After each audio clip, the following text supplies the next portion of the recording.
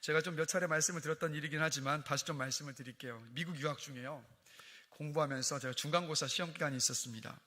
시험을 앞두고 시험 공부를 하고 있는데 이 과목 교수님에게서 이메일이 한 통 왔습니다. 어떤 내용이었냐면, 이번 중간고사에서 받고 싶은 점수를 써서 보내면 그 점수를 주겠다는 이메일이었습니다. 자, 제가 받고 싶은 점수 뭘 써서 보냈을까요? 그냥 스케일은 ABCD로 하는 그 점수로 한다면 제가 뭘 써서 보냈을까요? A뿔입니다. 윤기야 A뿔이었어. A보다 더 좋은 거. 그래서 그 A 플러스를 써서 답메일을 보냈더니 다시 교수님에게 좀 있다 이메일이 왔습니다. 답장이 왔어요. 너의 점수는 A 플러스다라고. 그리고 그 밑에요, 또 한마디 말이 적혀 있었습니다. 이게 은혜입니다 라고. 그러니까 은혜에 대해 배우고 있었는데 이 교수님이 아주 생생하게 은혜가 무엇인지를 학생들에게, 신학생들에게 알려주셨던 겁니다. 제가 이전에 말씀드렸던 일인대로 다시 한번 말씀을 드리는 이유는 뭐냐면, 이게 은혜를 설명하기엔 너무 좋은 일이었기 때문에 제가 다시 말씀을 드리는 거예요. 여러분, 은혜가 뭡니까? 은혜는 자격 없는 사람에게 베푸시는 하나님의 사랑, 호의, 이게 바로 여러분 은혜입니다. 제가 이 교수님의 이메일을 받았을 때 사실 정말 A 플러스를 써서 답메일을 보내면 주실까 하고 제가 사실 의심했었습니다. 왜 의심했을까요, 여러분? A 플러스는요, 정말 열심히 공부하지 않고는 받을 수 없는 점수잖아요. 그래서 제 생각 안에, 제가 그때 생각해 보니까 그때까지 자라오면서 내가 그 점수를 받을 만한 자격이 되어야, 실력이 되어야 받는 것에 너무 익숙해져 있었기 때문에 그냥 주시겠다라는 그 교수님의 말을 제가 믿을 수가 없었던 거예요. 처음에 의심을 했었던 겁니다. 여러분, 은혜는 다시 한번 말씀드릴게요. 받을 자격 없는 사람에게 베푸시는 하나님의 선물이 바로 여러분 은혜입니다. 그럼에도 불구하고 여전히 구원받은 그리스도인들 안에 자격이 되어야 은혜를 받을 수 있다라고 생각하는 경우들이 참 많은 것 같아요.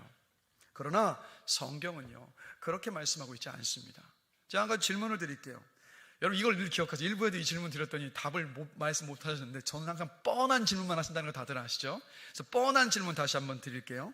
성경의 수많은 인물들 중에서 가장 교활하고, 가장 욕심 많고, 가장 연약하고, 가장 이기적이고, 가장 근사하지 않아서 하나님의 은혜를 받기에는 가장 부적절해 보이는 사람이 누굴까요?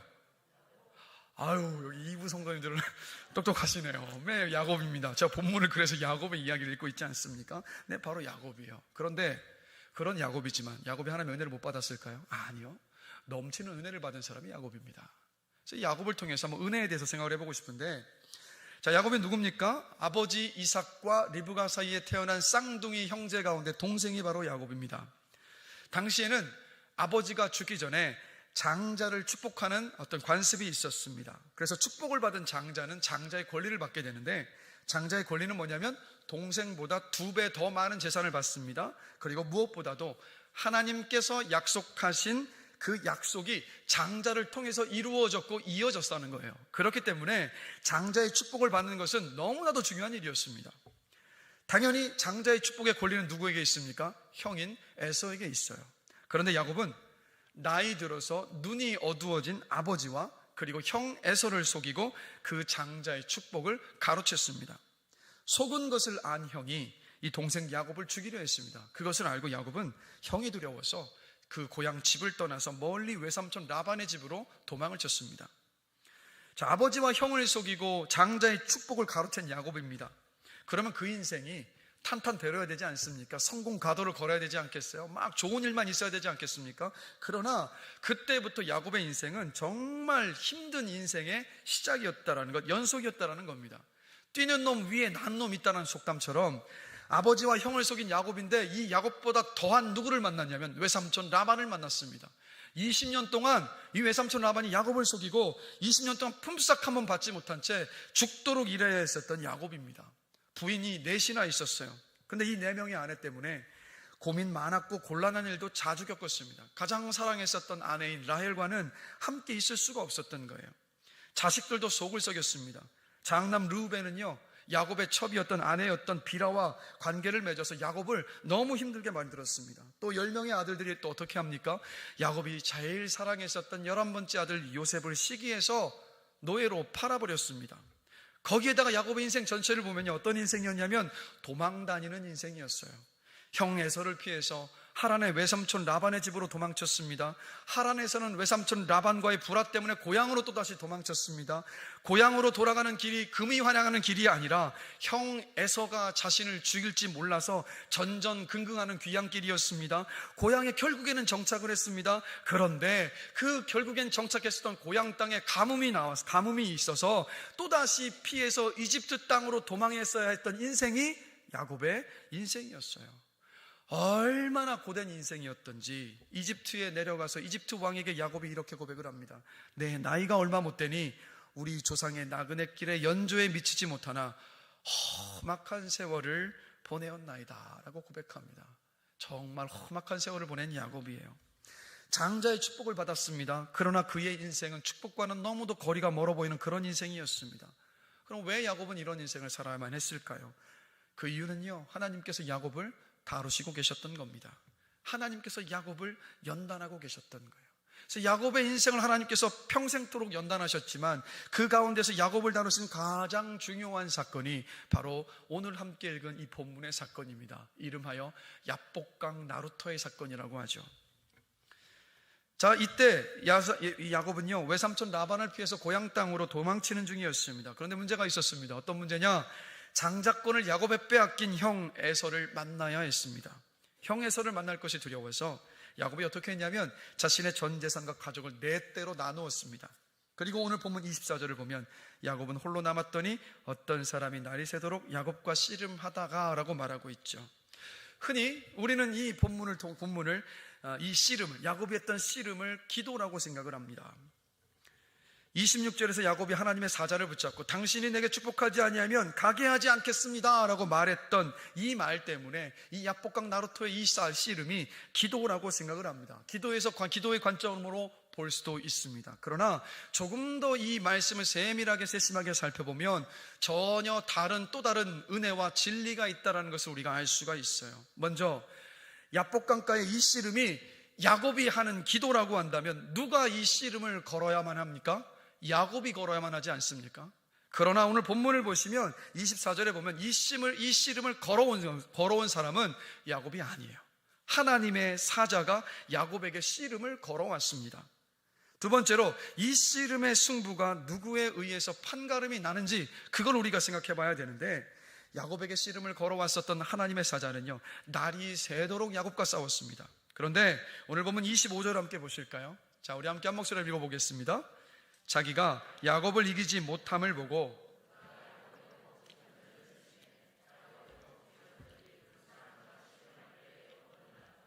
자 보세요. 하나님의 사자가 이기지를 못하니까 어떻게 합니까?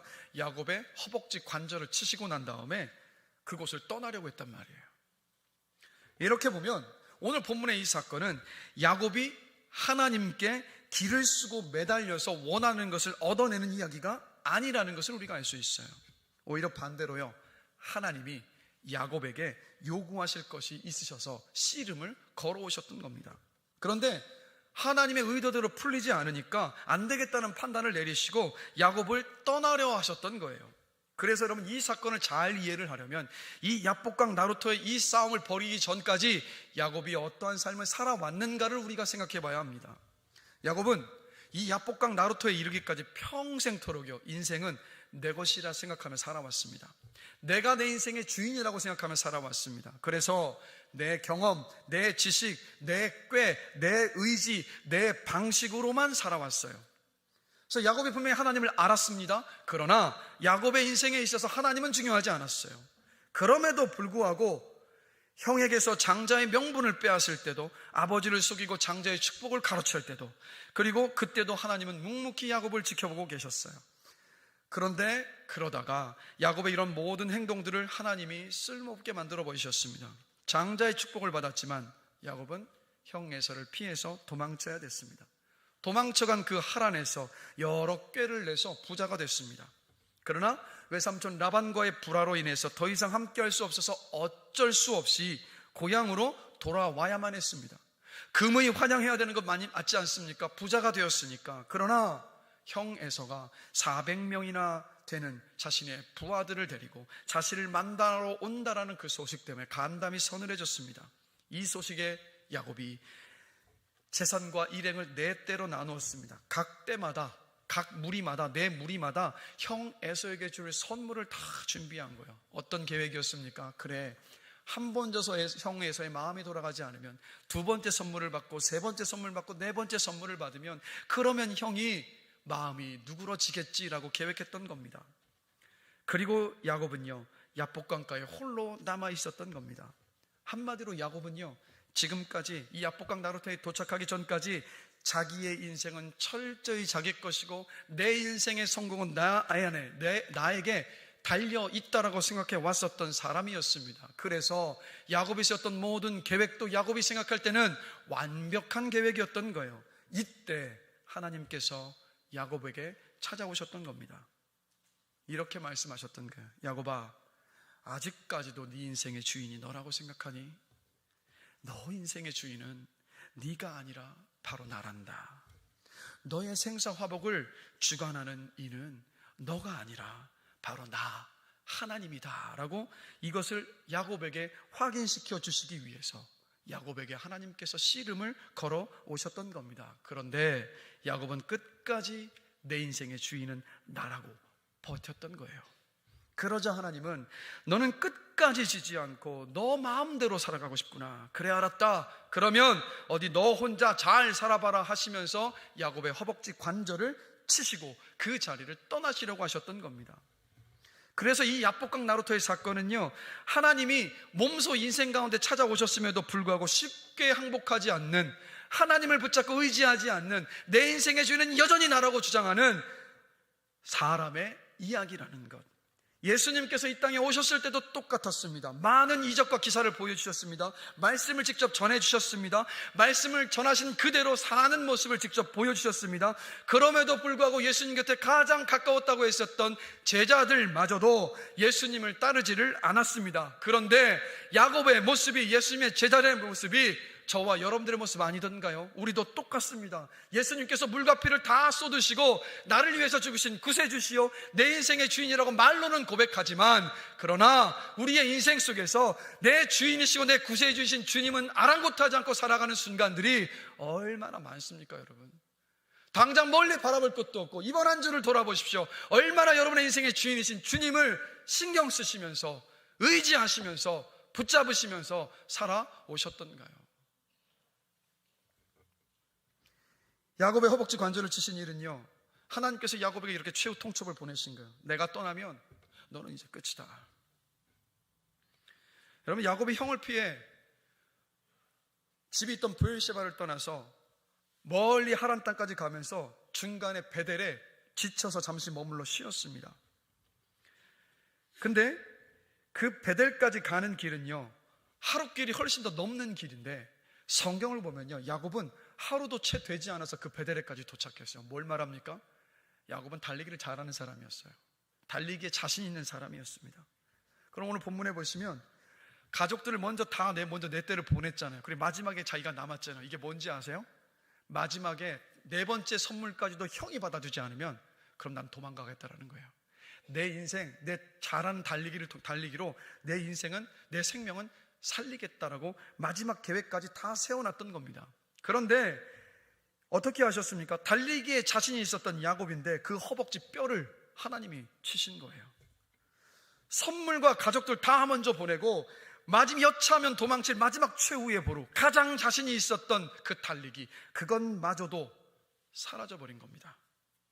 그러자 야곱이, 오늘 본문 26절을 보시면 그러자 이렇게 말하는 거예요. 함께 읽어보겠습니다. 당신이 내게 축복하지 아니하면 가게 하지 아니하겠나이다. 드디어 하나님께 항복한 겁니다. 마지막으로 자신이 있었던 달리기조차도 불가능하게 되니까 그제서야 하나님이 보였습니다. 그래서 하나님께 나 좀 살려주세요, 나 좀 도와주세요라고 하나님을 붙잡았던 거예요. 자기 인생의 주인인 내가 아니라 하나님이라는 것을 이제야 깨달았던 겁니다. 그래서 야곱이 복을 달라고 했었던 거예요. 그러자 복을 달라고 하는 야곱에게 하나님이 질문하십니다. 내 이름이 무엇이냐? 그럼 제가 여러분에게 또 질문할게요. 내 이름이 무엇이냐라고 야곱에게 하나님께서 질문하셨을 때 하나님은 야곱의 이름을 아셨을까요? 모르셨을까요? 아셨죠. 태어날 때부터 형 에서를 피해서 도망치면서 베델에서 돌베개를 베고 하늘을 이불 삼아서 잠을 잘 때도, 외삼촌 라반의 집에서 속아서 고생을 할 때도, 형 에서가 무서워서 계획을 세울 때도 하나님은 야곱을 아셨습니다. 야곱을 지켜보고 계셨습니다. 그런데 왜 야곱에게 이름을 물으셨던 것일까? 여러분, 야곱이라는 이름의 뜻은 뭔지 아십니까? 약탈자, 사기꾼, 강도라는 뜻이에요. 그리고 야곱은 이 약복강 나루터에 올 때까지 그 이름값을 하면서 약탈자로, 강도로, 사기꾼으로 살아왔었던 인생이었습니다. 근데 하나님이 야곱에게 이름을 물으시면서 이렇게 말씀하고 계셨던 거예요. 너는 약탈자가 아니더냐? 그런데 왜 나에게 복을 구하느냐? 너는 강도가 아니더냐? 강도는 남에게 부탁하는 사람이 아니지 않느냐? 그런데 왜 나에게 복을 구하느냐라고 물으셨던 겁니다. 야곱은 이름 그대로 약탈하는 인생 살았습니다. 자신이 원하는 것 어떤 것이든 자기 힘으로 얻어내며 살아왔습니다. 하나님을 믿었지만, 하나님을 알았지만, 하나님께서 자기의 인생을 이끌어 가시도록 구하지도 않았고 내어주지도 않았던 사람이었습니다. 자기의 인생의 주인은 하나님이 아니라 나라고 굳게 믿으면서 살아왔었던 사람입니다. 그런데 이런 야곱이 하나님께 복을 달라고 구하고 있는 거예요. 하나님은 네 이름이 무엇이냐는 이 질문으로 야곱이 자기 자신과 자기 인생을 돌아보게 하셨던 거예요. 야곱은 자기 입으로 야곱입니다 라고 대답합니다. 이 말은 무슨 뜻이겠습니까? 하나님, 저는 약탈자였습니다. 강도였습니다. 자기가 인생의 주인이 되어 살아온 삶에 대해서 철저하게 낮아져서 이때 야곱의 인생에 처음으로 했던 고백이었던 거예요. 이 고백을 한 야곱에게 하나님은 야곱의 이름을 이스라엘로 바꾸어 주십니다. 이스라엘의 뜻은요, 오늘 말씀을 통해서 보시면 하나님과 겨루어 이겼음이라 라는 뜻이에요. 야곱은 약탈자에서 누가 됐습니까? 하나님과 겨루어 이긴 사람으로 바뀌었습니다. 그렇다면 하나님과 겨루어 이겼다라는 말의 뜻은 뭘까요? 야복강가에서 야곱은 하나님 없이는 살 수 없다고 하나님께 항복했습니다. 그래서 하나님께 축복하여 달라고 부탁을 했습니다. 하나님이 내 인생에 개입하여 주시는 은혜가 없이는 살 수 없습니다라고 하나님께 고백을 했던 겁니다. 그래서 하나님과 겨루어 이겼다라는 것은 어떤 의미냐면 야곱이 드디어 하나님을 의지하며 살아가는 사람으로 사는 복을 얻는 일에 승리했다라는 의미입니다. 하나님의 은혜로 사는 사람으로 사는 복을 얻는 일에 승리했다라는 바로 그런 의미라는 거예요. 그런데 여러분, 더 놀라운 게 있는 것 아십니까? 그런데 사실은 이것은, 이 승리는 야곱이 얻어낸 것이 아니잖아요. 하나님이 야곱을 설득하신 일이었잖아요. 야곱아, 지금까지 내 힘으로 네 인생 살아오느라 너무 고생했잖아. 이제 내가 너의 인생에 제발 좀 개입하게 해다오. 너의 인생에 내가 구체적으로 일하는 그 은혜를 너에게 줄게. 이제는 너 힘으로 발버둥 치면서 수고하고 무거운 짐 지면서 그렇게 살지 말고 이제는 내가 주는 은혜로 살렴. 이렇게 말씀하셨던 거예요. 이렇게 하나님께서 설득하셔서 야곱이 하나님을 붙잡는 사람이 됐어요. 하나님의 은혜를 구하는 사람이 됐습니다. 그런데 하나님은 어떻게 하셨어요? 그 승리자의 호칭을 자신이 취한 것이 아니라 야곱에게 주셨던 거예요. 이제부터 너의 이름은 약탈자가 아니라 강도가 아니라 이스라엘이다 라고. 얼마나 놀라운 하나님의 은혜입니까? 그래서 저는 이 본문 속에서 야곱을 대하시는 하나님을 보면서 우리를 향한 하나님 아버지의 마음을 보는 거예요. 그 마음이 어떤 것인지 아십니까? 바로 민수기 6장 25절의 말씀입니다. 우리 함께 한 목소리로 읽어보겠습니다. 여호와는 그의 얼굴을 내게 비추사 은혜 베푸시기를 원하며. 다시 한번 읽습니다. 여호와는 그의 얼굴을 내게 비추사 은혜 베푸시기를 원하며. 아멘. 이게 여러분을 향한 하나님의 마음이에요. 하나님은 여러분에게 은혜 베푸시기를 원하십니다. 하나님은 여러분에게 은혜를 주시고 싶으셔서 어쩔 줄 몰라 하시면서 기다리고 계시다라는 거예요. 하나님은 여러분에게 주실 그 은혜를 늘 준비해 두고 계십니다. 이게 바로 오늘 우리가 예배하는 하나님이세요. 이렇게 우리에게 은혜를 이렇게 주고 싶어 하시는 하나님의 모습은요, 이 땅에 육신의 옷을 입고, 우리와 똑같은 육신의 옷을 입고 이 땅에 오신 하나님이신 예수님도 보여주셨습니다. 요한복음 5장을 보면 베데스다 연못의 이야기가 나옵니다. 베데스다는 자비의 집이라는 뜻입니다. 그래서 이 베데스라고 불렸던, 자비의 집이라고 불렸던 이유가 뭐냐면 어떤 중병에 걸린 사람도 이 연못에 들어가면 깨끗이 나았기 때문입니다. 그런데 이 연못은요, 그 이름처럼 자비로운 연못이 아니었습니다. 왜냐하면 아무 때나 들어간다고 병이 낫는 연못이 아니었기 때문입니다. 1년이 될지 5년이 될지 10년이 될지 아무도 모르는 때에 천사가 내려와서 그 연못의 물을 움직이기 시작할 때, 그때 그 연못가에 있는 병자들 가운데 가장 먼저 들어간 사람만이 병 고침을 받았기 때문입니다. 이름은 자비의 연못인데 그러하기엔 경쟁이 너무도 치열했던 연못이었습니다. 자비의 연못이라고 이름은 지어졌는데, 그런데 그 자비의 혜택을 받는 사람이 너무도 적었던 연못이 바로 베데스다였습니다. 그런데 없는 것보다는 나으니까, 그래서 수많은 병자들이 그 연못 주위에 진을 치고 둘러서 앉아서 기다리고 있었습니다. 그 연못가에 38년 된 병자 한 사람이 있었습니다. 이 사람은 38년 동안 누워 있어야만 했습니다. 다른 사람의 도움이 없이는 한 발자국도 움직일 수 없었습니다. 아마도 연못가에 모여 있었던 병자들 가운데 가장 중한 병을 가진 사람이었던 것 같아요. 그런데 이 사람이 단지 병이 심해서 연못에 들어가지 못했던 것일까요? 38년 동안? 그렇지 않습니다. 아무리 병이 심해도요, 돈이 있으면 들어갈 수 있습니다. 돈을 주고 가장 앞자리를 사면 되니까요. 권력이 있으면 그 연못에 들어갈 수 있습니다. 왜요? 자기의 권력을 이용해서 사람들 길을 비키라고 하고 먼저 그 연못에 들어갈 수 있기 때문입니다. 그런데 요한복음 5장을 보면 베데스다 연못가에 있었던 이 38년 된 병자는요, 이름이 나오질 않아요. 뭘 말합니까? 이름조차도 언급되지 않을 만큼 존재감이 너무도 없었던 그런 사람이었던 겁니다. 그런데 이 연못에 예수님이 찾아오셨습니다. 근데 예수님은 그 연못가에 있었던 수많은, 많고 많은 그 사람들 가운데 이 38년 된 병자에게로 찾아오셨습니다. 왜 예수님은요, 베데스다 연못가에 그렇게 수많이 있었던 많고 많은 사람 가운데 왜 38년 된 이 병자에게 찾아오셨을까요? 그 이유는요, 이 38년 된 병자는 그 많고 많은 사람들 중에 예수님이 가장 필요했던 사람이었기 때문입니다.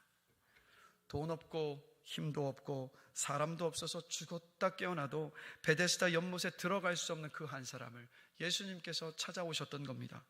예수님의 도움이 없이는 절대로 일어설 수 없었던 그 한 사람을 예수님께서 찾아오셨던 겁니다. 그래서 여러분, 오직 예수밖에는 나를 살리실 분이 없다며 예수님만 의지하는 사람, 예수님 밖에는 없는 그 사람에게 예수님께서 가장 먼저 찾아오십니다. 예수님도 좋고 세상도 좋은 사람은 예수님도 잃고 세상도 잃을 수 있습니다. 그러나 예수님 밖에 없다라고 하는 사람, 예수님 밖에 없어서 저는 예수님만 붙잡겠습니다 하는 그 사람은 예수님도 얻고 세상을 살아갈 힘도 얻게 될 줄로 믿습니다. 여러분, 이게 바로 신앙의 원리라는 것. 간절히 바라는 건 저도 그렇고 여러분들도 그렇고, 세상 것도 잡고 예수님도 잡고 싶어서 가랭이가 찢어져서 이도저도 못 잡는 인생이 아니라 예수님만 잡아서 예수님도 얻고 세상을 살아갈 힘도 얻는 우리 모두가 되길 주님의 이름으로 간절히 축원합니다. 베데스다 연못은 사람을 기다리는 연못이라고 말씀드렸는데, 사람을 기다리는 연못입니다. 그런데 진짜 베데스다이신 예수님은 찾아오시는 연못이었던 겁니다. 조금이라도 더 힘있고, 조금이라도 더 돈 있고, 조금이라도 더 도와줄 사람이 있는 사람을 위한 연못이 베데스다였다면, 가장 힘없고 가장 돈이 없어 가난하고 가장 도와줄 사람도 없는 미천한 그 사람을 위한 진짜 베데스다 연못이 바로 예수님이십니다. 여러분 한번 돌아보십시오. 여러분의 인생 가운데 가장 어두운 사망의 음침한 골짜기를 지나고 있었을 그때를 돌아보십시오. 어땠습니까? 내가 예수님을 찾기도 전에 예수님께서 내 인생에 찾아오셨습니다. 내가 예수님의 이름을 부르기도 전에 예수님이 먼저 내 이름을 알고 계셨습니다. 내 처지와 문제를 이리저리 주님께 다 말하기도 전에 예수님이 이미 내 아픔 다 아시고, 네가 낫기를 원하느냐, 네가 해결받기를 원하느냐라고 먼저 물어주셨습니다. 아내가 미국에서 첫째 슬아를 임신했을 때 10개월 동안을 입덧을 했습니다. 먹은 거 다 토해내는 심한 입덧으로 10개월을 지내야만 했습니다. 그리고 가난한 유학생인지라 먹고 싶은 음식도 먹을 수가 없었어요. 그리고 아이를 낳고 홀로 육아를 다 오롯이 감당해야만 했습니다. 아이가 커가면 커갈수록 점점 더 단둘이 고립된 생활을 해야만 했습니다. 혼자서 임신 기간과 출산과 육아를 하면서 정신적으로, 육체적으로, 정서적으로, 영적으로 지쳐갔습니다. 친구도 없고 말동무도 없는 외로움과 고향에 대한 그리움과 꿈의 좌절과 함께 산후 우울증이 너무도 심하게 찾아왔습니다. 이런 시간이 계속되니까 아내는 아침에 눈을 뜬 그 시간조차 두려웠습니다. 그 하루를 어떻게 살아야 할지 너무도 막막해서 온갖 불안한 상황들에 대한 두려움에 지쳐갔고 모성애와 정신력으로 버티다 탈진해버렸습니다. 그렇게 불안과 외로움과 나는 혹시 하나님께 버림받는 것은 아닌가 하는 좌절감에 사로잡혀 있었던 어느 날이었습니다. 가깝게 지내던 지인에게서 전화가 왔습니다. 아내의 상황을 두고 기도를 부탁했었는데 이 지인이 함께 지내고 있던 룸메이트에게 기도를 부탁했던 겁니다. 그리고 이 미국인 룸메이트가 한 번도 아내를 만난 적도 없는 이 미국인 룸메이트가 기도하다가 하나님께서 보여주신 장면을 이 지인에게 이야기를 해줬던 거예요. 그 이야기를 듣자마자 이 지인은 그 소식을, 그 이야기를 전해주고 싶어서 바로 전화를 해왔던 겁니다. 내용이 이렇습니다. 광활한 우주 같은 칠흑 같은 어두운 공간에 아내가 홀로 서 있었습니다. 그런데 커다란 하나님의 손 위에 아내가 놓여져 있었던 거예요.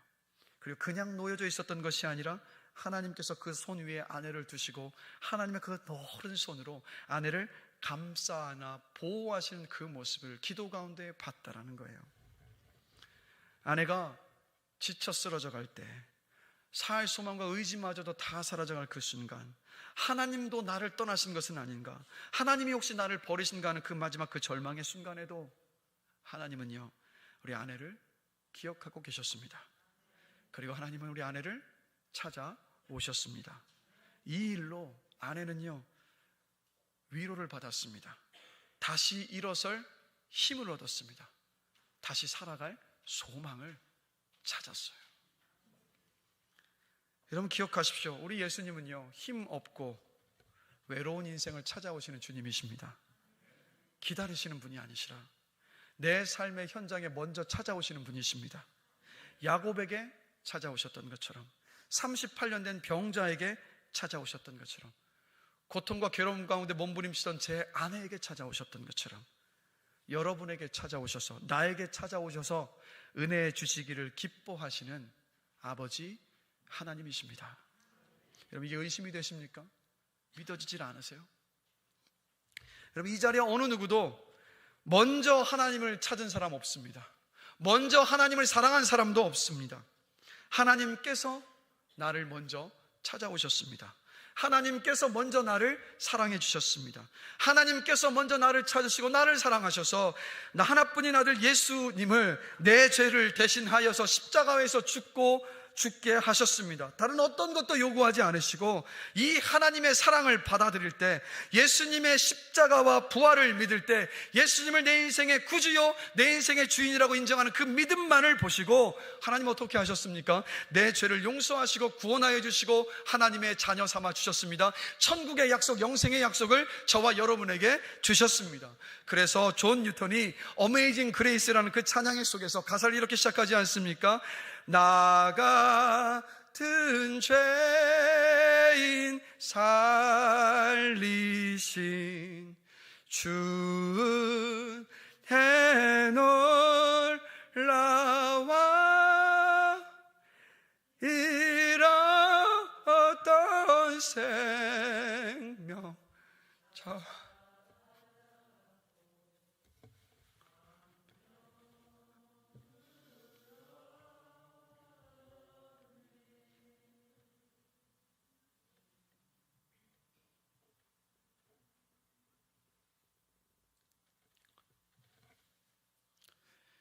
우리가 받을 수 있는 은혜 중에 가장 큰 은혜는요 죽을 죄인인 우리를 살려주신 은혜입니다. 우리는요 이미 갚을 수 없는 은혜, 한량 없는 은혜, 측량할 수 없는 은혜 받았습니다. 이 큰 은혜를 주신 하나님이신데 여러분의 인생 속에, 우리의 인생 속에 은혜 반드시 베풀어 주십니다. 여러분 은혜는 우리 인생에 적극적으로 들어오셔서 우리를 지키시고 인도하시는 하나님의 구체적인 일하심입니다. 은혜는 우리가 넘을 수 없고 도저히 감당할 수 없는 문제를 해결해 주시고 넘어가게 하여 주시고 인내하며 견디게 하시는 하나님의 일하심, 이게 바로 여러분 은혜입니다. 은혜는 받을 자격이 없는 우리에게 하나님이 주시는 무조건적인 사랑의 선물입니다. 그렇기 때문에 사실 은혜는요, 우리가 구한다고 해서 얻을 수 있는 게 아니에요. 하나님의 긍휼하시고 자비로우신 성품에서 자발적으로 주시는 것이 은혜이기 때문에 은혜는요, 구하여 얻는 것이 아니에요. 사실 구하여도 얻을 수가 없습니다. 그저 하나님께서 주시기를 기다려야만 하는 것이 여러분 은혜예요. 그런데 욥기 33장 6절을 보면요, 이렇게 말씀합니다. 우리 함께 한번 읽어보겠습니다. 그는 하나님께 기도함으로 하나님이 은혜를 베푸사 하나님의 얼굴을 보게 하시고 사람에게 그의 공의를 회복시키시느니라. 시편 30편 10절을 보시면 다윗이 질병의 고통 가운데 이렇게 부르짖었습니다. 함께 읽겠습니다. 여호와여 들으시고 내게 은혜를 베푸소서. 여호와여 나를 돕는 자가 되소서 하였나이다. 자, 이 말씀들을 보십시오. 뭐라고 말씀하고 있습니까? 은혜는 분명히 하나님께서 주셔야지만이 받을 수 있는 게 은혜인데, 어떤 은혜가 있습니까? 구하여 얻는 은혜가 있다라고 말씀하고 있잖아요. 분명히 구해서 받을 수 있는 은혜가 아닌데, 하나님은 어떤 하나님이십니까? 우리가 은혜를 구하면 은혜 주시는 하나님이십니다. 하나님은 우리에게 은혜를 주시고 싶으셔서 그 은혜를 쌓아두고 기다리고 계십니다. 여러분, 이것을 아셔야 돼요. 구원받은 하나님의 자녀만 하나님께 은혜 구할 수 있습니다. 은혜를 구하는 것은요, 하나님의 자녀인 여러분들의 특권이요 선물입니다. 여러분만이 은혜를 구할 수 있고, 여러분이 은혜를 구할 때만 하나님은 그 기도에 답하시고 은혜를 부어주신다는 거예요. 그래서 은혜를 구하는 것은요, 축복이요 선물이요 특권입니다. 그래서 히브리서 4장 16절에서 이렇게 말씀을 하고 있는 거예요. 우리 다 함께 한 목소리를 읽겠습니다. 그러므로 우리는 긍휼하심을 받고 때를 따라 돕는 은혜를 얻기 위하여 은혜의 보좌 앞에 담대히 나아갈 것이니라. 아멘. 여러분, 가만히 있어도 찾아오는 구원의 은혜가 있습니다. 그러나 은혜 주시는 은혜의 보좌 앞으로 달려가야만 얻을 수 있는 구하여 얻는 은혜가 있습니다. 구하여 얻는 은혜는 누구만 누릴 수 있는지 아십니까? 기도하는 사람만이 누릴 수 있습니다. 구하여 얻는 은혜는 기도하는 사람만이 누릴 수 있는 은혜입니다. 그래서 우리에게 은혜를 주고 싶어 하시는 하나님은 우리가 은혜를 구할 때마다 은혜를 주시는 하나님이십니다. 우리의 사정과 형편을 나보다도 더 속속들이 잘 알고 계시는 하나님이시기에 언제나 우리가 은혜를 구할 때마다 맞춤형의 은혜를 주시는 분이 바로 아버지 하나님이십니다.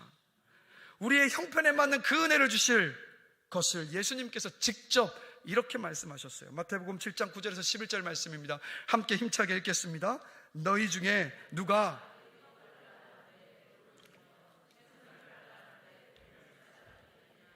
너희가 악한 자라도 좋은 것으로 자식에게 줄 알거든 하물며 하늘에 계신 너희 아버지께서 구하는 자에게 좋은 것으로 주시지 않겠느냐. 아멘. 여러분, 누가 뭐라고 해도 세상에서 자식을 가장 사랑하는 사람은 부모입니다. 그래서 부모는 자식의 필요를 알고 관심 가지고 있고 채워줄 수 있습니다. 그런데 예수님이 뭐라고 말씀하십니까? 육신의 부모도 이럴진데 하물며 하늘에 계신 하늘 아버지 하나님이 너희에게 좋은 것으로 주시지 않겠느냐라고 말씀하시는 거예요. 무슨 뜻입니까? 은혜 구하면 하늘 아버지는 항상 언제나 주실 거야 라고 주님이 말씀하시는 거예요. 그래서 오늘 우리가 예비하는, 우리가 인생 속에서 붙잡아야 할 하나님은 어떤 하나님이시냐면 은혜 구한 내게 은혜를 주시는 하나님이십니다. 자, 이 말씀 준비하면서 짧다면 짧고 길다면 긴 제 인생을 한번 돌아봤어요. 저는 초등학교, 중학교, 고등학교, 대학교, 대학원까지 시험을 칠 때마다 하나님, 공부한 만큼 실력을 발휘할 수 있도록 평안한 마음을 주세요라고 늘 은혜를 구했습니다. 제가 열심히 공부하지를 않아서 시험을 잘 치르지 못했던 때는 있었습니다. 그러나 불안해서 시험을 잘 치르지 못한 적은 단 한 번도 없습니다. 군생활을 할 때 하나님 다치지 않고 군생활을 잘 마칠 수 있도록 은혜를 주세요라고 매일 은혜를 구했습니다.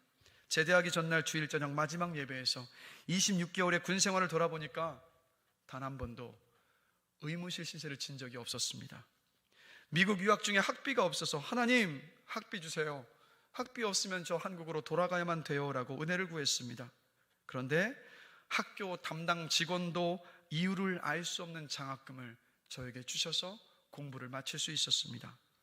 목회를 하면서 두렵고 지쳐서 하나님 앞에 무릎을 꿇을 때마다 하나님 언제나 저에게 이렇게 음성 들려주셨습니다. 성진아, 내가 너를 사랑한다.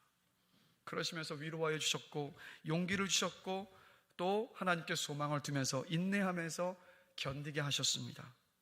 지난 특별 새벽 부흥회를 두고요, 하나님 이 모지르기 같은 저를 통해서 이 특별 새벽 부흥회에 큰 은혜를 주세요. 저를 사용해 주세요. 간절히 은혜를 구했습니다. 그런데 하나님 저의 기도 들으시고요, 정말 모지르기 같은 저를 통해서 하나님 은혜를 베풀어 주셨습니다. 돌아보니까요, 하나님은 언제나 은혜 구한 저에게 은혜를 주셨더라고요. 한치의 오차도 없이 때를 따라 저에게 딱 맞는 은혜로 늘 채워 주셨습니다. 우리 아버지 하나님은요, 여러분에게 은혜를 주고 싶어 하십니다. 그렇기에 내가 구하는 것을 주실지, 더 나은 것을 주실지, 지금 주실지, 나중에 주실지, 그 모든 결정은요, 아버지 하나님께 맡기십시오. 그저 우리가 해야 할 일은 뭡니까? 그 아버지 하나님께 은혜를 구하는 일입니다. 우리가 은혜를 구할 때 우리에게 가장 선한 것, 가장 좋은 것, 맞춤형의 은혜를 우리들에게 베풀어 주실 줄로 믿습니다. 여러분, 우리 인생을 보면요, 인생의 앞문, 옆문, 뒷문 다 막힐 수 있습니다. 그런데요, 절대로 막히지 않는 문이 하나 있습니다. 하늘문은 절대로 막히지 않아요.